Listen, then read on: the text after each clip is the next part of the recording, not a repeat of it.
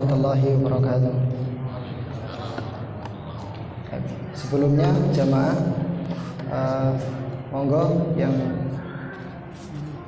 memang bermaksud untuk bermajelis ilmu bisa merapat ke depan, karena masjid kita terlalu luas untuk dibuat menyebar. Juga ada perkataan posisi itu mempengaruhi prestasi ya. Posisi itu mempengaruhi prestasi. Jadi mendekat saja supaya satu sama lain juga saling mengenal, bisa semakin akrab. Antum perhatikan biasanya yang dekat itu akrab, tapi kalau agak berjauhan biasanya belum kenal. Nanti dengan mendekat bisa saling kenal.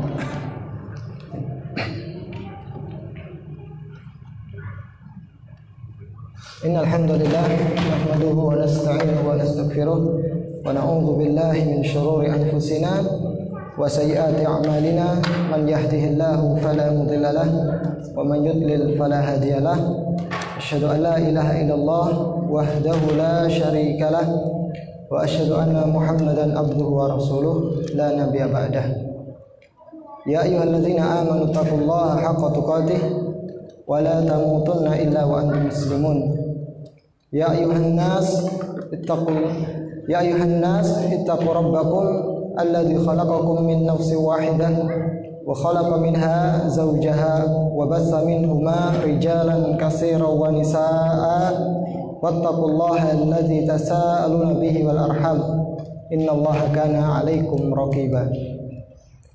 Ya ayyuhalladzina amanu taqullaha wa qulu qawlan sadida yuslih lakum a'malakum wa yaghfir lakum dhunubakum wa man yuti'illaha wa rasulahu faqad faza fawzan 'azima. Amma ba'du. Fa inna asdaqal hadits kitabullah wa khairal huda huda Muhammadin sallallahu alaihi wasallam wa syarrul umuri muhdatsatuha fa inna kulla muhdatsatin bid'ah wa kulla bid'atin dhalalah wa kulla dhalalatin finnar. Jamaah rahimani wa rahimakumullah, saudara-saudaraku seiman yang semoga Allah Subhanahu wa taala senantiasa menjaga keimanan kita dan ketakwaan kita dan memberikan kepada kita taufik untuk senantiasa bisa istiqomah di atas jalan yang dimana kita sadari ataupun tidak, kita tidak berjalan sendiri menuju kehadiran Allah Subhanahu wa taala. Kita ditemani oleh hawa nafsu dan kita juga ditemani oleh syaitan yang senantiasa setia tanpa pernah istirahat mengganggu jalan kita menuju Allah Subhanahu wa taala. Itu harus kita sadari. Oleh karena itu senantiasa kita memohon taufik kepada Allah Subhanahu wa taala agar hati ini tetap istiqomah. Karena kita tidak tahu ya ujung kita seperti apa. Oleh karena itu kita meminta. Karena tidak ada daya dan kekuatan kecuali dari Allah. Sekarang antum bisa bermajelis ilmu, malam nanti bisa bermaksiat, itu sangat mungkin. Oleh karena itu mintalah taufik dan hidayah dari Allah Subhanahu wa taala. Di malam hari ini saya menggantikan Ustadz Ashabul Yamin yang beliau uzur berhalangan datang. Oleh karena itu kita isi dengan melanjutkan membaca kitab Al-Khuluqul Hasan fi Dhawil Kitab wa Sunnah. Sebuah kitab yang membahas tentang akhlak-akhlak atau sikap-sikap yang terpuji dari seorang muslim atau sikap-sikap yang diridhoi oleh Allah Subhanahu wa taala. Kita masih sampai pada bab yaitu keutamaan akhlak. Kita baca karena sudah hampir habis. Kita sudah sampai keutamaan ataupun faedah atau fadilah akhlak yang baik yang nomor 16. Saya mengatakan al-khuluqul hasan min a'dhamil asbab allati tunji minan nar wa turisul fawz bi a'la darajat fi jannatin na'im.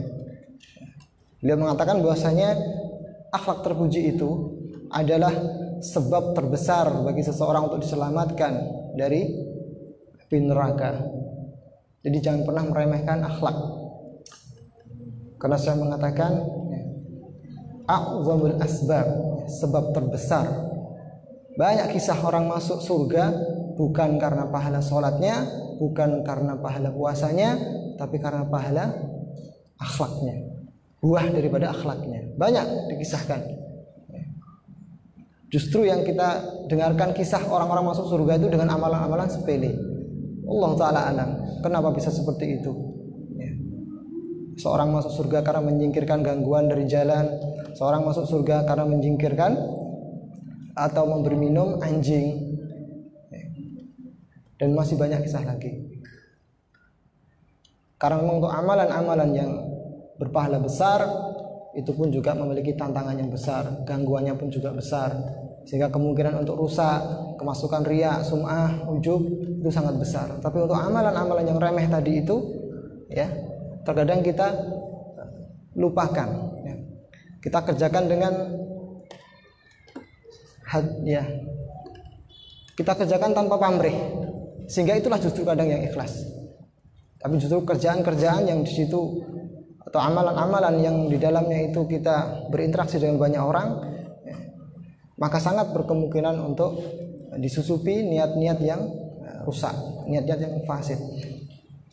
Oleh karena itu tidak salah apabila saya mengatakan di antara keutamaan akhlak adalah dia itu adalah di antara termasuk sebab terbesar seseorang itu diampuni oleh Allah Subhanahu wa taala dan diselamatkan dari api neraka, dan juga memperoleh kemenangan, memperoleh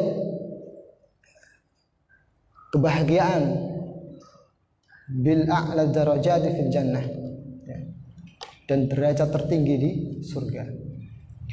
Kemudian yang ke-17 di antara keutamaan akhlak, ya. Takaffala Nabi sallallahu alaihi wasallam bi baitin fi a'la al-jannah liman hasana khuluquhu. Ini satu dengan yang lainnya saling menguatkan. Bab yang sebelumnya atau nomor yang sebelumnya dengan yang ini saling menguatkan. Bahwasanya Nabi SAW takaffala, dikafil, ditanggung oleh Rasulullah SAW. Kalau kita pernah dengar istilah kafil ya, ketika kita mungkin hendak belajar ke negeri orang di Yaman ataupun di Saudi, kita butuh kafil. Maksudnya apa? Penjamin kita di sana. Ya. Di sini Nabi kita Muhammad SAW menjamin bibaitin, dengan sebuah rumah fi a'lal jannah, di puncak surga. Bayangkan, bukan main-main. Liman hasana khuluquhu, bagi seseorang yang bisa berakhlak baik. Ingat, akhlak. Kalau kita bicara akhlak, itu bukan hanya satu perangai. Di situ ada berpuluh-puluh perangai, dan semuanya itu berat, ya. Oleh karena itu, pahalanya pun tinggi di sisi Allah. Jadi kalau kita bicara akhlak itu jangan berbicara hal yang remeh. Kita berpikir itu remeh, tidak, itu berat sekali. Karena suatu kaidah mengatakan izamil jaza' ma'izamil bala. Besarnya pahala itu, besarnya upah itu ma'izamil bala, sebanding dengan besarnya bala, ya, ujian, tantangan, hambatan yang ada di dalamnya. Kalau kita bicara akhlak itu kayaknya perkara yang manis, perkara yang mudah sebenarnya, tapi demi Allah, wallah itu perkara yang tidak gampang, dan tidak akan banyak orang yang bisa memperolehnya. Oleh karena itu Rasulullah sampai menjamin. Dan hal ini adalah berdasarkan hadis Abu Dawud dalam kitab Adab. Faqala Rasulullah sallallahu alaihi wasallam, Rasul kita Muhammad sallallahu alaihi wasallam bersabda, ana za'imun, saya menjamin, bi baitin, dengan sebuah rumah, fi rabdil jannah, di tepi surga, liman tarakal mira'a, bagi seseorang yang meninggalkan perdebatan, wa in kana muhaqqan atau muhiqqan, meskipun dia adalah orang yang benar. Jangan main-main, pegang hadis Nabi Muhammad SAW, tinggalkan perdebatan. Kita itu adalah talibul ilmi. Jangan mengacaukan hidup kita dengan hal-hal yang justru akan membuat hati kita keras. Berkali-kali kami nasihatkan untuk diri kami pribadi, jangan sudah. Medsos itu adalah kenikmatan dari Allah Subhanahu wa taala. Jangan sampai itu membuat kita terperangkap, terpancing. Karena dengan mudahnya jari-jari ini mengetik kata demi kata. Jika ma yalfizu min qaulin illa ladaihi raqibun atid, tidaklah satu lafaz, maka tidaklah satu gesekan tangan antum yang antum gesekkan di keyboard untuk menulis dan sebagainya, pasti akan dihisab. Tujuannya apa, faedahnya apa, harus dipikir jauh-jauh ya. Tugas kita masih banyak yang lebih utama dan lebih wajib. Ada bagiannya masing-masing ya untuk membantah. Akan bertambah salah kaprah ya, kalau kita membantah dengan emosi ya. Maka kita harus bersikap bijak. Dan di antara akhlak yang baik adalah seseorang itu bisa menempatkan diri, sadar kapasitas diri ya. Kemudian Rasulullah SAW melanjutkan, wa bi baitin fi wasatil jannah, dan dengan sebuah surga atau dengan sebuah rumah di tengah surga, liman tarakal kadhiba, bagi seseorang yang mampu meninggalkan dusta, wa in kana mazihan, meskipun atau afan wa in kana mazahan, meskipun dalam keadaan bercanda. Ini juga ingat-ingatnya, boleh bercanda tapi jangan sampai bohong. Kita berbohong dengan maksud bercanda itu dosa, bagaimanapun itu tetap dosa. Dan Rasulullah ya, menjamin surga bagi seseorang, sebuah rumah di surga bagi seseorang yang bisa meninggalkan ini. Ini berarti apa? Menunjukkan kalau ini adalah amalan yang berat. Meninggalkan kebohongan, kedustaan ketika bercanda itu berat. Kita terkadang kalau sudah akrab, kelakar, itu kadang-kadang muncul perkataan-perkataan yang itu sebenarnya kebohongan, tidak ada hakikatnya. Tapi kita anggap remeh itu, dan sedikit orang yang selamat darinya. Sehingga Rasulullah memberikan jaminan supaya umatnya ini tergerak. Masa saya kita nggak percaya dengan Rasul kita? Rasul kita loh sudah menjamin siapa saja. Tidak dibatasi laki-laki, perempuan tidak dibatasi Arab, tidak dibatasi Ajam, tidak dibatasi hitam putih kulitnya, tidak. Siapapun. Karena Rasulullah SAW mengatakan liman, bagi seseorang, siapa saja. Kemudian ini yang menjadi syahid kita. Wa bi baitin fi 'alal jannah liman hassana khuluquhu. Ini yang paling berat. Dan sebuah rumah fi 'alal jannah, di puncak tertinggi surga, liman hassana khuluquhu, bagi seseorang yang memperbaiki akhlaknya. Berarti ini lebih umum, lebih besar. Dua yang sebelumnya itu tadi adalah sebagian daripada akhlak. Meninggalkan kedustaan itu akhlak. Kemudian ya, meninggalkan perdebatan itu juga termasuk akhlak. Itu sikap. Orang diam, orang berbicara itu sikap loh ya. Maka sebagian sikap ulama itu ada disebut dengan jangan tawakuf ya. Ada ulama menguatkan ini, ada ulama menguatkan ini. Kemudian ada di antara mereka mengatakan tawakuf. Sikap mereka tawakuf, maksudnya apa? Berdiam, menahan diri. Ada, berarti itu juga sebuah sikap. Jadi diam itu bukan sesuatu hal yang tercela. Kalau memang memungkinkan untuk diam, karena bagi dia mungkin perkaranya masih samar, maka itu lebih baik. Dan itu mengikuti juga perintah Rasulullah SAW. Bukankah Rasulullah SAW mengatakan, "Man kana yu'minu billahi wal yawmil akhir falyaqul khairan aw liyasmut." Diam itu sikap. Dan di sini dalam hadis ini dua contoh perangai sebelumnya diganjar dengan surga yang ada di pinggiran, kemudian surga yang ada di tengah, dan surga yang di atas. berarti dia akan bertetangga dengan Rasulullah SAW. Kalau puncak tertinggi adalah miliknya Rasulullah SAW. Dan surga itu memang bertingkat. Kita semuanya punya peluang di situ, silahkan. Siapa yang mau bertetangga dengan Nabi Muhammad SAW, ambil. Berat tapi, ya memang kita pengen jadi orang mulia, kemudian tidak mau menghasung diri, ya, memaksa diri. Karena memang surga itu dikelilingi dengan hal-hal yang berat. Khufatil jannah bil makarih. Surga itu dikelilingi dengan perkara-perkara yang berat, perkara-perkara yang kita benci. Kemudian yang ke-18, faedah atau keutamaan akhlak yang terpuji, akhlak yang baik, yang nomor 19. Al-khuluqul hasanu aktsaru ma yudkhilu bihi an-nas al-jannah atau yadkhulu bihi an-nasu al-jannah. Ya. Masih sama.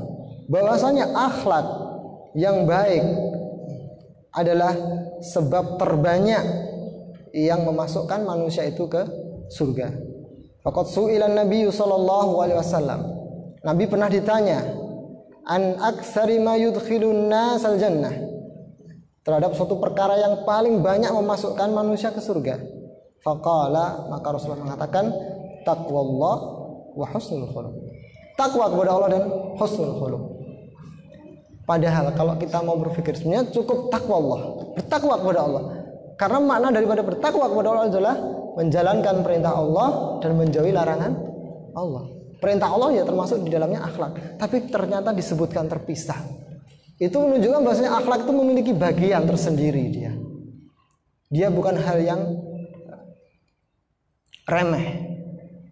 Meskipun dia masuk di dalam lafaz takwa Allah, tapi dipisahkan di sini. Berarti dia memiliki makom khusus di dalam amaliyah, di dalam syariat ini, memiliki perhatian, diperhatikan khusus, punya tempat khusus bagi orang yang bisa mengamalkannya. Kemudian tadi yang ke-18, sekarang yang ke-19, at-tasi asyar al-khuluqul hasan min asbabin najati minan nar. Bahwasanya akhlak yang terpuji adalah sebab selamatnya manusia dari siksa api neraka. Fa'an ibn Mas'ud radhiyallahu anhu qala Rasulullah sallallahu alaihi wasallam, ala ukhbirukum, maukah kalian aku kabarkan biman, tentang seseorang yuhramu 'alan nar, yang dia diharamkan atas neraka, au biman tuhramu 'alaihi naru, atau yang neraka itu diharamkan bagi seseorang tersebut. Jadi perawi ragu, apakah neraka yang diharamkan bagi seorang tersebut atau orang itu yang diharamkan bagi neraka. Intinya sama, tapi dibalik saja subjeknya. Maka Rasulullah mengatakan, ala kulli qaribin hayyinin sahlin. Ternyata seseorang yang neraka itu diharamkan baginya atau dirinya diharamkan untuk neraka, itu adalah ala kulli, itu bagi setiap manusia atau bagi setiap orang yang qaribin. Qaribin itu mudah akrab, tidak jaiman. Lihat orang itu, kalau bahasa Jawanya grapiak, tidak jaim, gampang tasamuh, gampang senyum, gampang akrab. Kan kadang ada orang yang kelihatannya dingin gitu ya, disalami Waalaikumsalam, jadi kecut. Memang itu sudah dia pilih tabiat seperti itu, ya. Kemudian hayyinin itu orangnya mudah, gampangan, ya, gampangan orangnya, ngalahan gitu ibaratnya. Ngalah dalam artian ya kalau perkaranya itu bukan perkara yang prinsip, ya tidak apa-apa, ya saya ikut antum saja. Itu contoh. Itu biasanya sangat diperlukan ketika kita bermuamalah, berorganisasi itu sangat penting. Pengalaman di lapangan itu seperti itu. Milih warna saja kadang bisa tengkar. enggak ini kurang gini. Ya sudah nggak apa-apa. Gitu aja. Itu namanya orang yang hayyin. Sahlin mudah ya, hampir sama ya. Hayyinin sahlin itu. Luwes orangnya itu, enggak kaku. Karena ada orang yang kaku sekali. Begitu enggak cocok langsung anak keluar saja dari kepengurusan. Ada cegean bahasa orang itu ya. Itu orang seperti ini ya termasuk bukan yang dijamin. Dalam artian mungkin dia akan masuk surga dari pintu yang lain, tapi tidak mendapatkan keutamaan seperti ini. Memang tantangannya di situ. Jangan dikira cerita saja. Kalau kita menghidupi dakwah atau apapun itu, jangan dikira di dalamnya mulus-mulus selalu. Pasti ada gesekan. Dan yang dipermainkan oleh setan adalah hati. Jadi kita harus berlapang hati, melatih. Kalau terjadi sesuatu yang tidak enak, jangan kemudian menjauh, dideketi malah, ya. Kalau dijauhi tambah malah jauh, nggak ngomong sudah. Tapi kalau sudah merasa kok nggak enak ya dengan si fulan, justru malah didatangi. Ya. Kalau sudah, siapa orang ini? Apalagi orang itu mungkin nggak begitu berpengaruh dalam hidup kita, ada ataupun tidak adanya nggak begitu penting. Akhirnya kita cueki, nggak masalah saya nggak bertegur sabar dengan si fulan. Orangnya judes, orangnya redup. Kok sawangan ini kan gitu biasanya. Ya udah, ini tipikal orang-orang yang bukan yang disebutkan oleh Rasulullah, bukan orang yang qaribin hayyinin sahlin. Sahlin itu mudah, gampangan disambati itu pokoknya gak isonan itu ya. Ada, dan subhanallah ya, di antara teman-teman kita ada. Jadi dia mungkin punya kelemahan di sisi akhlaknya, ini di akhlak itu ada. Saya jumpai seperti itu. Jadi kalau dimintai tolong, meskipun malam hari, kadang kita tuh malas, tapi subhanallah dia tergerak. Orang menyebutnya sosialnya tinggi, ya. Punya kepedulian yang tinggi, gampangan. Kemudian yang ke-20,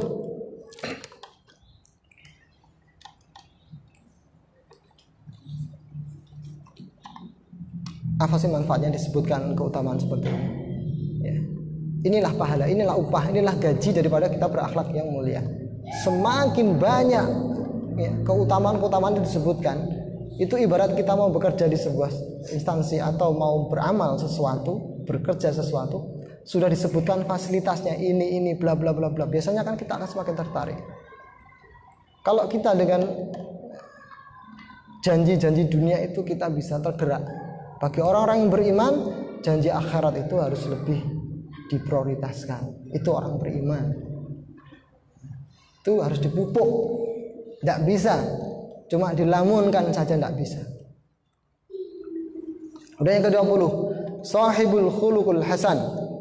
Sahibul khuluqil hasan khairu ummati Muhammadin sallallahu alaihi wasallam.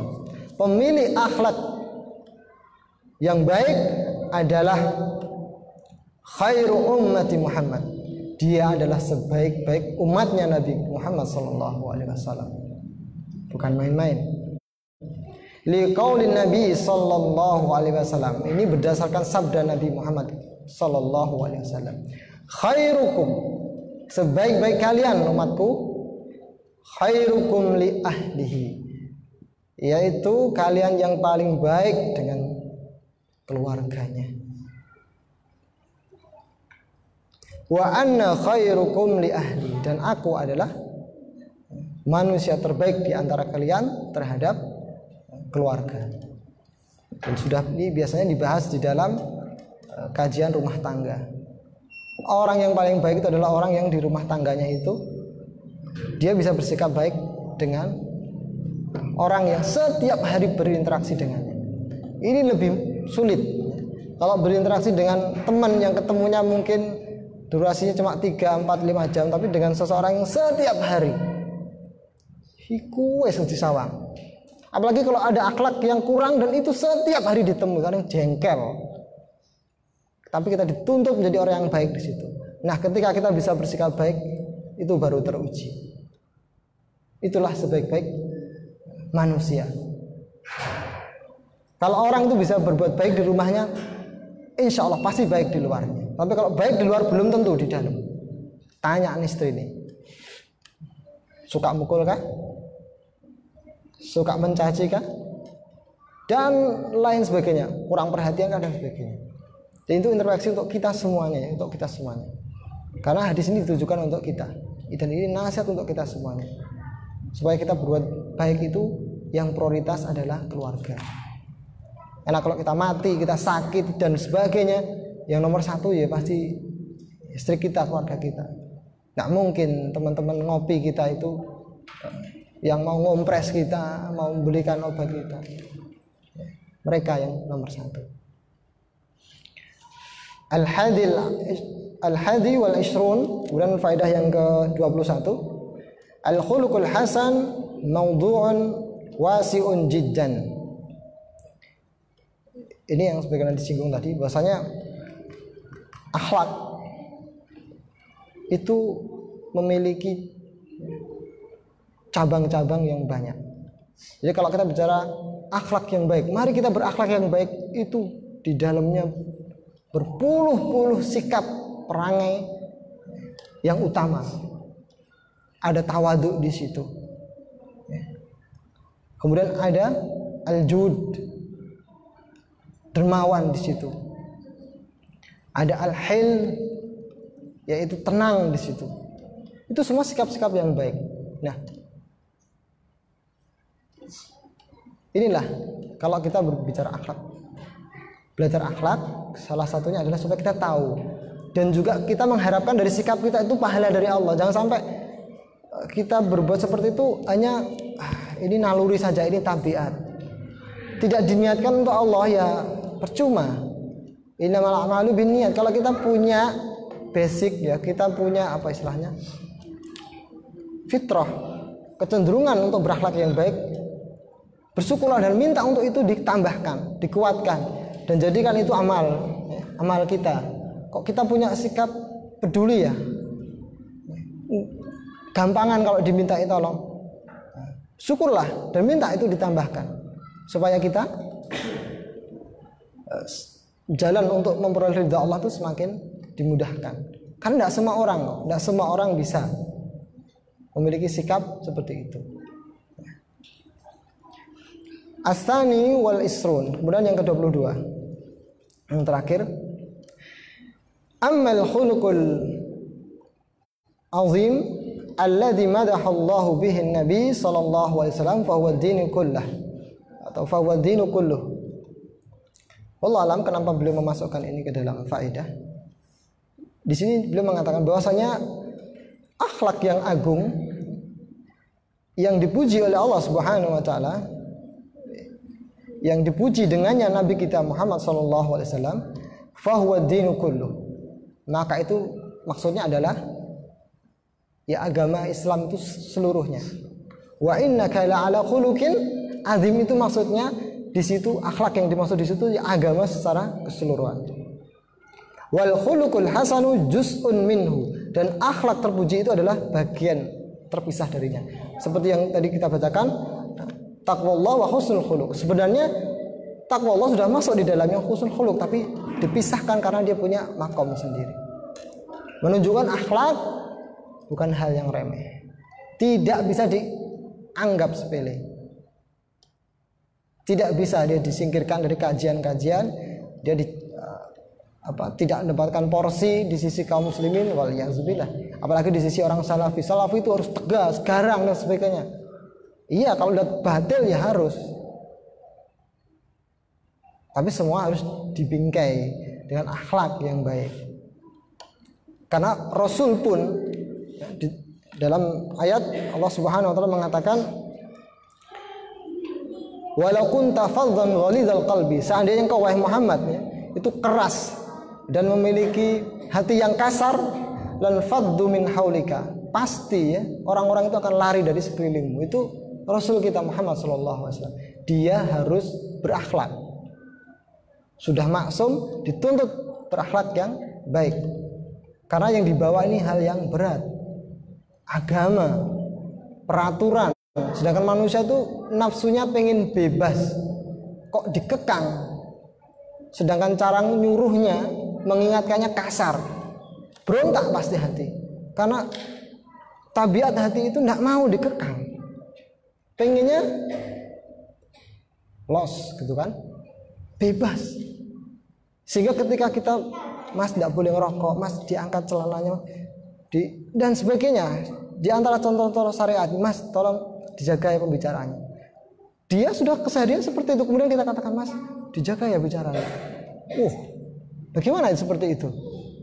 Berat bagi dia, makanya harus kita ambil cara yang paling baik.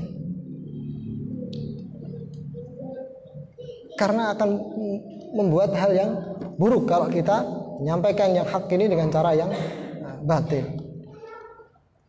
Wallahu ta'ala alam. Ini faedah yang disebutkan oleh mu'alif.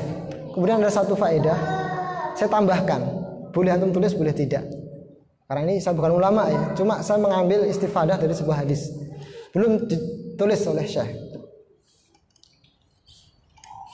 Saya ambil judulnya itu akhlak terpuji, al-khuluqul hasan, itu adalah senjata terampuh bagi para pemuda yang ingin memperoleh istri yang solehah dan juga mertua yang soleh. Karena Rasulullah SAW itu mewasiatkan kepada umatnya, dan wasiat Rasulullah tidak mungkin untuk perkara yang bukan perkara soleh. Rasulullah SAW mengatakan, "Idza khataba ilaikum man tardawna dinah." Apabila seseorang yang kalian ridhoi agama, wa khuluquhu dan akhlaknya, fazawwijuh, nikahkan. Tidak main-main, bukan untuk bercanda ya. Rasulullah mengatakan, "Idza khataba ilaikum man tardawna dinahu wa khuluquhu fazawwijuhu." Ini ditunjukkan kepada para wali dan juga kepada para wanita. Ini pesan Rasul kita, Rasul kalian, manusia yang kalian harapkan syafaatnya nanti di hari kiamat. Jika datang kepada kalian seseorang yang kau ridhoi agamanya baik, saya enggak mencela agamanya, baik, sholat wajib, subhanallah, ngaji, salafi gitu, bukan pelaku bid'ah, wa khuluquhu, akhlaknya baik, neng rupanya kurang ganteng gitu, ditolak. Hadis selanjutnya pasti Rasulullah mengatakan, illa taf'alu takun fitnatun fil ardi wa fasadun arid. Maka bila kalian tidak melakukannya, niscaya akan terjadi fitnah di bumi dan kerusakan yang besar. Ini hak ya. Ini adalah hadis Nabi SAW. Oleh karena itu ya, nasihat kami terutama untuk para wali dan juga para akhwat dimanapun yang mendengar, karena di sini ikhwan saja, jadilah perempuan yang taat kepada Allah dan Rasulnya. Tapi berat hatiku ini untuk menerima, Ustaz. Ternyata saya ridhoi ya, Masya Allah, akhlaknya baik ya, terkenal, suka membantu. Tapi kok, berat hatiku. Ya.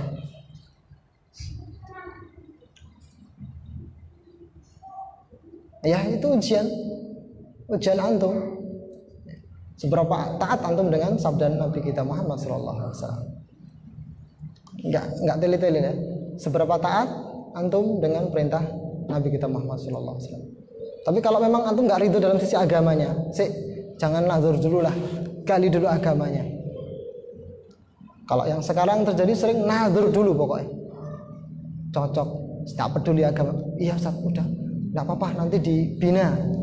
Antum dibinasakan nanti. Ya. Karena perintah agama bukan seperti itu. Wanita itu dinikahi karena apa?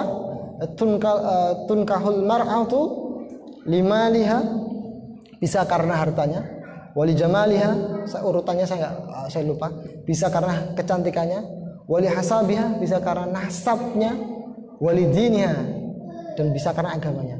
Fatfar bidzati din, ambil yang punya agama.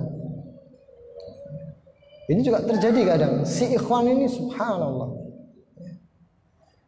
sudah tuker biodata gini, ngajinya gimana mas? Gini. Saya menceritakan di sesi, maksudnya teman ya, mas gimana? Kebetulan ada ya kenal dengan saya, jadi manggilnya mas gitu. Sebut berapa? Udah cocok? Iya. Ngador, batal. Jadi bisa jadi dia meninggalkan karena bukan agama atau bukan karena, tapi karena wajahnya.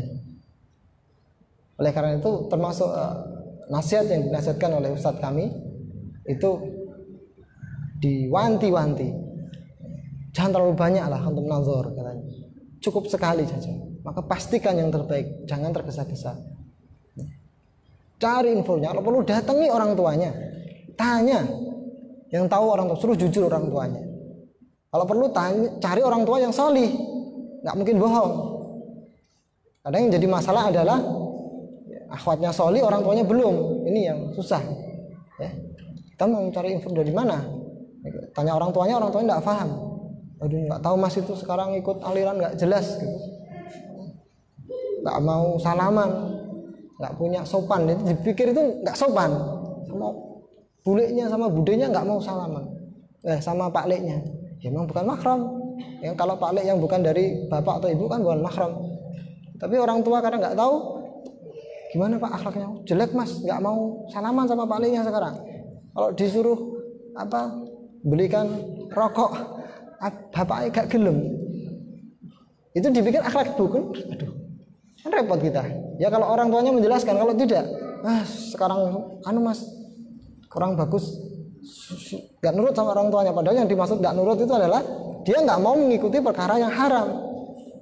Makanya cari orang tua yang baik, anaknya baik, itu nomor satu. Adapun nanti antum punya, saya pengen menyelamatkan dan sebagainya, itu antum lihat diri antum sendiri lah, antum sendiri sudah selamat atau belum gitu ya. Kadang si ikhwan tuh pede gitu, ya. Saya mau menyelamatkan, kasihan dia bersama keluarganya. Lah antum sendiri juga belum soleh, ngaji, enggak punya jadwal yang rutin, ngajinya sakarpe dewe. Kalau seneng ngaji, enggak seneng enggak. Ini mana untuk agamanya seperti itu? Ya enggak bisa. Ya. Makanya wallahu taala alam shawab, saya masukkan tadi termasuk faedah yang di antara faedah akhlak yang baik, ya, dia itu adalah senjata terampuh untuk memperoleh istri yang solihah dan juga calon mertua yang solih. Insya Allah orang mertua yang solih pasti akan mencari seperti ini. Banyak para ulama mengisahkan dia mencari mantu itu mantau. Jadi dilihat siapa yang ke masjid tidak pernah telat. Jadi Syekh ini terus duduk dia selalu datang awal kemudian melihat. Tidak ngomong apa, pokoknya dilihat aja yang datang sering ke masjid, dilihat interaksinya terus. Nggak lama itu dipanggil di rumahnya, dinikahkan dengan putrinya. Kaget, dia bukan orang yang alim, dia bukan orang yang penceramah atau qori dan sebagainya, tidak. Beliau hanya ingin mengambil dari hadis ini. Yang kau ridhoi agama dan akhlaknya. Ukurannya kan di situ. Tapi perlu dipahami, masing-masing keluarga itu punya standar di dalam meridhoi sebuah agama dan juga akhlak. Mungkin bagi keluarga si A, agama dan akhlaknya sudah baik. Tapi bagi keluarga B, standar agama baik itu kalau dia hafal 30 juz. Wah, ini baik tapi belum hafal 30 juz. Saya mau nyari yang 30 juz. Enggak apa-apa, wong dia punya standar. Yang penting kamu ridhoi agama dan juga akhlaknya. Tapi juga bukan berarti pula kemudian memanfaatkan, aku belum ridho agamanya. Tapi dalam hatinya sebenarnya sudah ridho, tapi lisannya mengatakan belum. Sampai datang yang ganteng kemudian kerjanya lumayan, pintar ngaji dan sebagainya, baru saya ridho, tanpa melihat dirinya sendiri. Wallahu ta'ala alam bisawab. Ini mungkin yang bisa kami sampaikan. Semoga bermanfaat. Insyaallah di kesempatan berikutnya kalau ada yang kajian yang kosong atau mungkin pekan-pekan yang kelima kita lanjutkan, yaitu di bab yang ketiga, turuqu iktisabil khuluqil hasan, yaitu kiat-kiat memperoleh akhlak yang baik. Ada kiatnya. Jadi bukan hanya dilamunkan ya. Kita berharap dari majelis seperti ini kita punya pendorong ya, kita punya motivasi. Kenapa sih kita harus bersikap baik? Ya salah satunya tadi itu. Siapa yang nggak ingin bertetangga dengan Rasulullah? Harus berusaha lah. Rasulullah itu untuk memperoleh derajat di situ, dia diludahi, dia dicaci maki, ditaruh kotoran, dihina, ditarik bajunya oleh orang-orang Badui. Kemudian kita pengen dapat yang seperti itu hanya dengan pengen usaha maksimal atau minimalis, ya kita lihat sendirilah, kita saling melihat. Bahkan Rasulullah ketika ada pembantunya yang menyiapkan air wudhu, kalau ditanya apa yang kamu minta, saya pengen di surga bersamamu, dekat denganmu. Rasulullah tidak mengatakan ya sudah tak doakan, tapi bantu saya dengan sholat. Tetap ada amal di situ. Dan Abu Bakar, orang Umar radhiyallahu anhu sudah terbukti mereka menyertai Rasulullah di dalam agama dan juga akhlaknya. Wallahu ta'ala alam bisawab. Kita akhiri majelis kita dengan doa kafaratul majelis. Subhanakallahumma wa bihamdika asyhadu an la ilaha illa anta astaghfiruka wa atubu ilaik. Assalamualaikum warahmatullahi wabarakatuh.